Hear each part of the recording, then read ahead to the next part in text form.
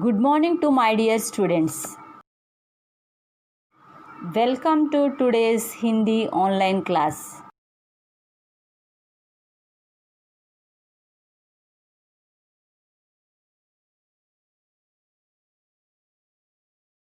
A very good morning, children. Kabir के दोहे చూడండి. Today I am going to explain the poems Kabir के दोहे చూడండి. चित्र को देखिए. ఈ రెండు చిత్రాలని చూడండి. क्वेश्चंस. चित्र में क्या क्या दिखाई दे रहा है? चित्र में क्या क्या दिखाई దే రహా హై. ఫస్ట్ క్వశ్చన్ చూడండి అమ్మ, చిత్రంలో మీకు ఏమేమి కనిపిస్తున్నాయి?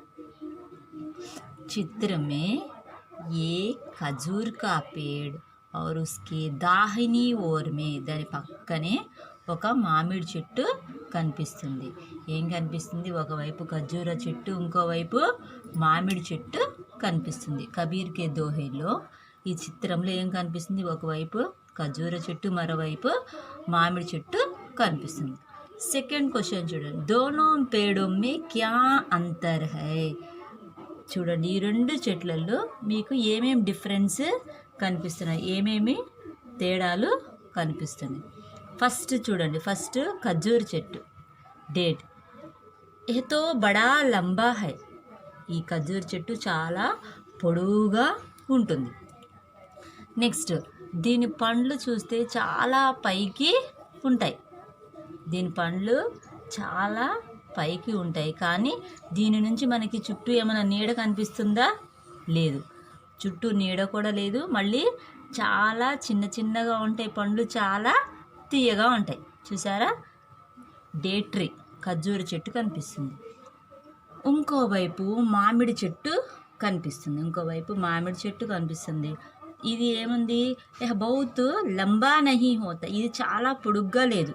ఈ చెట్టుతో కంపేర్ చేస్తే ఈ చెట్టు పొడుగ్గా లేదు, చాలా పొట్టిగా ఉన్న చాలా విశాలంగా ఉంది. చాలా వెడల్పు ఎక్కువ ఇస్తుంది. చాలా కొమ్మలు, పండ్లు ఉన్నాయి.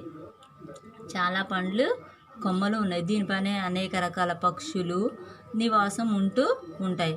అదేవిధంగా ఇక్కడ చాలా నీడ ఉంటుంది. వెళ్ళే బాటసార్లకు కూడా విశ్రాంతి తీసుకోవడానికి ఇక్కడ మనకి ఉపయోగకరంగా ఉంటుంది. ఈ రెండు చెట్ల వల్ల డిఫరెన్స్ అది. ఇది చూడడానికి పెద్దగా ఉంటుంది, కానీ ఎక్కువ ఉపయోగం ఉండదు. ఇది చూడడానికి చిన్నగా ఉన్న ఎక్కువ నీడనిస్తుంది. పండ్లు కూడా చాలా కిందకే ఉంటాయి. థర్డ్ క్వశ్చన్ చూడండి. ఇన్ దోనో పేడో में से कौन सा पेड़ अधिक उपयोगी है क्यों? చూడండి, ఈ రెండు చెట్లలో ఏ చెట్టు ఎక్కువ ఉపయోగకరమో ఎందుకు? ఈ రెండు చెట్లలో ఏ చెట్టు ఎక్కువ ఉపయోగకరమో ఎందుకు? చూడండి, ఇది పొడుగ్గా ఉన్నప్పటికీ, పెద్దగా ఉన్నప్పటికీ దీనివల్ల మనకి ఎక్కువ ఉపయోగం లేదు. ఎందుకంటే ఈ చెట్టు దగ్గర నీడ లేదు. పోనీ పండ్లు కోసుకుందామన్నా చిన్నగా ఉన్నాయి, చాలా పైకి ఉన్నాయి. ఇది చూడండి, ఇది చూడడానికి చిన్నగా ఉంది, చాలా కొమ్మలు ఉన్నాయి, చెట్టు చుట్టూ నీడ ఉంటుంది, పండ్లు కూడా కిందకున్నాయి, వెళ్ళే బాటసార్లకు కూడా నీడని ఇస్తుంది. ఈ కబీర్ దోహేలో ఈ 3 క్వశ్చన్స్ అమ్మ. నెక్స్ట్ ఇక్కడ చూడండి, ఇతని పేరు ఏంటంటే కబీర్ దాస్. ఈ దోహే అంటే కబీర్ దాస్ యొక్క పద్యాలు. ఈ కబీర్ దాస్ గురించి నేను కొన్ని చెప్తాను. కబీర్ దాస్ నిర్గుణ భక్తి దారాకి జ్ఞానశ్రీ శాఖకి ప్రవర్తక కవి హై. ఈ కబీర్ దాస్ ఎవరంటే నిర్గుణ భక్తి ధార. ప్రాచీన కాలంలో హిందీ సాహిత్య ఇతిహాసాన్ని 4 భాగాలుగా డివైడ్ చేశారు. ఒకటి వీరగాథాకాల్, భక్తికాల్, రీతికాల్, ఆధునిక్ కాల్. వీరగాథాకాల్, భక్తికాల్, రీతికాల్, ఆధునిక్ కాల్. ఈ కబీర్ దాస్ భక్తి కాలంలో నిర్గుణ భక్తి, సగుణ భక్తి అని 2 విధాలుగా ఉంటాయి. నిర్గుణ భక్తి అంటే భగవాన్ నిరాకార హై, భగవంతునికి ఆకారము లేదు, భగవంతుడికి ఆకారము లేదు. బహుతో నిరాకార హై, నిరాకారుడు, ఆకారం లేనివాడని వాదించే కవులలో కబీర్ దాస్ మొదటివాడు అనమాట. నిర్గుణ భక్తి धारा की ज्ञानश्री शाखा के प्रवर्तक कवि है. కబీర్ దాస్ నిర్గుణ భక్తియే కాక జ్ఞానశ్రీ శాఖ, ప్రేమ మార్గి శాఖ అని రెండు ఉంటాయి. జ్ఞానశ్రీ శాఖకు సంబంధించిన ప్రముఖ కవి. జ్ఞానశ్రీ అంటే జ్ఞానమే భగవంతుడు, జ్ఞానమే భగవంతుడు, భగవంతుని రూపం లేదు, జ్ఞానమే భగవంతుడు అని చెప్పే కవులలో మొదటివాడు కబీర్ అనమాట. వే ఏక్ నిరక్షక్ లేకన్ మహా జ్ఞాని కవి హే. అతను ఒక నిరక్షకుడు అంటే చదువుకోలేదు కానీ చాలా జ్ఞానం కలిగిన कवि.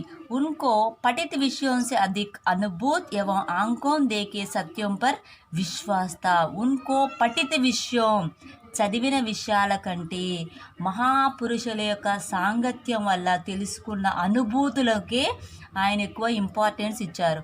ఆయన రాసిన ప్రతి దోహేలో కూడా అనుభూతి, నీతిపరక్, సత్సంగ్, సమాజ్ సుధారక్, ఈ సమాజాన్ని ఉద్ధరించేవిగా నీతిపరంగా మనకి మంచి నడవడికని తెలియజేసే పద్యాలను ఈయన రాశారు. ఈయన రాసిన దోహేలన్నీ బీజక్ అనే గ్రంథంలో నిర్మించబడి ఉంటాయి. మొత్తం ఆయన బీజక్ అనే గ్రంథంలో ఈయన రాసిన దోహేలన్నీ ఉన్నాయి. చూడండి, కబీర్ निर्गुण भक्ति धारा की ज्ञानश्री शाखा के प्रमुख कवि है. वे निरक्षक है लेकिन उनके पठित विषयों से अथवा आंखों देखे सत्यों पर विश्वास था. सत्संग के द्वारा ही अपने ज्ञान प्राप्ति किया. सत्संग అంటే మహాపురుషుల యొక్క సాంగత్యం ద్వారా ఇతను జ్ఞానాన్ని పొందాడు.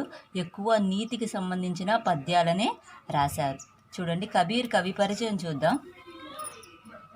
कबीर संत कवि है, वे समाज सुधारक भी थे. उनकी दोहे बीजक में है, इनकी भाषा सदुक्कड़ी है. इनके दोहे में मानवता की भावना है. కబీర్ సంత్ కవి హే. కబీర్ దాస్ ఎవరు? సంత్, ఒక సెయింట్ అన్నమాట. వే సమాజ్ సుధారక్ బీతే. ఇతను చెప్పే కవితలన్నీ సమాజాన్ని ఉద్ధరించేవిగా, ప్రజలలో మార్పు తీసుకొచ్చే కవితలను ఎక్కువ రాశారు. ఉన్కి దోహే బీజక్ మే హే. ఈయన రాసిన కవితలన్నీ ఒక పుస్తకం ఉంది, ఆ పుస్తకం పేరు బీజక్ అనే పుస్తకంలో కేంద్రీకరించబడినవి. ఇన్కి భాష సదుక్కడి హే. ఇన్కి భాష సదుక్కడి అంటే ఈయన భాషలో అన్ని నీతికి సంబంధించే ఎక్కువ ఉంటాయి. ఇన్కే దోహే మే మానవతాకి భావన హై. ఈయన చెప్పే పద్యాలలో ఎక్కువ మానవత్వానికి ఇంపార్టెన్స్ ఇవ్వబడింది. చూడండి, కబీర్ సంత్ కవి హై, వే సమాజ్ సుధారక్ भी थे. उनके दोहे बीजक में है, इनकी भाषा सदुक्कड़ी है. इनके दोहे में मानवता की भावना है. ఈ ఫస్ట్ దోహేలో కబీర్ దాస్ సమయానికి ఇంపార్టెంట్ ఇస్తూ కాలం యొక్క మహత్వాన్ని తెలియజేస్తూ చెప్పారనమాట. చూడండి, కాల్ కరైసో ఆజ్ కరైసో అబ్, పల్మై పర్లై హోయేగో బహురీ కరైగో కబ్. చూడండి, కాల్ కరైసో ఆజ్ కరైసో అబ్, పల్మై పర్లై హోయేగో బహురీ కరేగో కబ్. చూడండి, కాల్ కరేసో ఆజ్కల్. కాల్ అంటే కల్ అంటే నిన్న చేయవలసిన పని. కాల్ కరేసో ఆజ్కల్, నిన్న రేపు అని. కాల్ అంటే నిన్న రేపు అని. రేపు ఏ పని చేయాలనుకుంటున్నావో ఆ పనిని ఇప్పుడు చెయ్యి. కాల్ కరేసో ఆజ్కర్, ఆజ్ కరైసో అబ్. ఈరోజు, ఆజ్ అంటే టుడే, ఈరోజు చేయాల్సింది ఇప్పుడే చెయ్యి. కాల్ కరేసో ఆజ్కర్, ఆజ్ కరేసో అబ్. రేపు చేయాల్సిన పనిని ఇప్పుడే చెయ్యి, ఈరోజు చేయాల్సిన పనిని ఇప్పుడు చెయ్యి. కాల్ కరేసో ఆజ్కర్, రేపు చేయాల్సిన పనిని ఈరోజు చెయ్యి, ఈరోజు చేయాల్సిన పనిని ఇప్పుడే చెయ్యి. పల్మై పర్లై హోయేగో. ఎందుకు అలా చేయాలంటే పల్మే పర్లై హోయేగో. పల్ అంటే క్షణము. ఒక క్షణంలో ప్రళయం వచ్చిందంటే నువ్వు మళ్ళీ ఆ పనిని ఎప్పుడు చేస్తావు? చెయ్యలేవు. అందుకనే ఏ పని అయితే నువ్వు రేపు చేయాలనుకుంటున్నావో ఆ పనిని ఈరోజు చెయ్యి. ఈరోజు చేయాల్సిన పనిని ఇప్పుడు చెయ్యి. ఎందుకంటే క్షణంలో ప్రళయం వస్తే ఆ పనిని నువ్వు ఎప్పటికీ చేయలేవు. ఈ దోహే ద్వారా మనకి ఏం తెలియజేస్తున్నారంటే సమయానికి ఒక ప్రాముఖ్యతని, టైం యొక్క వాల్యూని మనకి తెలియచేస్తున్నారు. ఒక్క నిమిషాన్ని, ఒక్క క్షణాన్ని కూడా మనము వృధా చేయొద్దు. రేపు చేయాల్సింది ఈరోజు చేసేయాలి, ఈరోజు చేయాల్సింది ఇప్పుడు చేయాలి. ఎందుకంటే ఏదన్నా జరగరాని జరిగితే మనం ఆ పనిని కంప్లీట్ చేయలేం. మనకు పిల్లలుగా మన హోంవర్క్ చూడండి, రేపు చేద్దాం నెగ్లెక్ట్ చేయొద్దు. ఆ హోంవర్క్ని ఈరోజే కంప్లీట్ చేయాలి. అప్పుడు మనం రేపటి వర్క్ రేపు చేసుకోవడానికి ఉంటుంది. ఇది సమయానికి ఇంపార్టెన్స్ ఇస్తూ సమయం యొక్క విలువని తెలియజేస్తూ మనకి పోయం తెలపబడింది. చూడండి ఇందులో బడా హువా తో క్యా హువా జైసే పేడ్ ఖజూర్ పంతీ కో ఛాయా నహీ ఫల్ లాగై అతి దూర్. బడా హువా తో క్యా హువా జైసే పేడ్ ఖజూర్ పంతీ కో ఛాయా నహీ ఫల్ లాగై అతి దూర్. చూడండి ఇక్కడ గొప్పగా ఉన్నాము, మేము గొప్ప వాళ్ళము అన్న తేడా లేకుండా ఇక్కడ మనకి తెలియజేస్తున్నారు. బడా హువాతో క్యా హువా, మన పెద్దగా ఉండి ఉపయోగం ఏంటి చూడండి.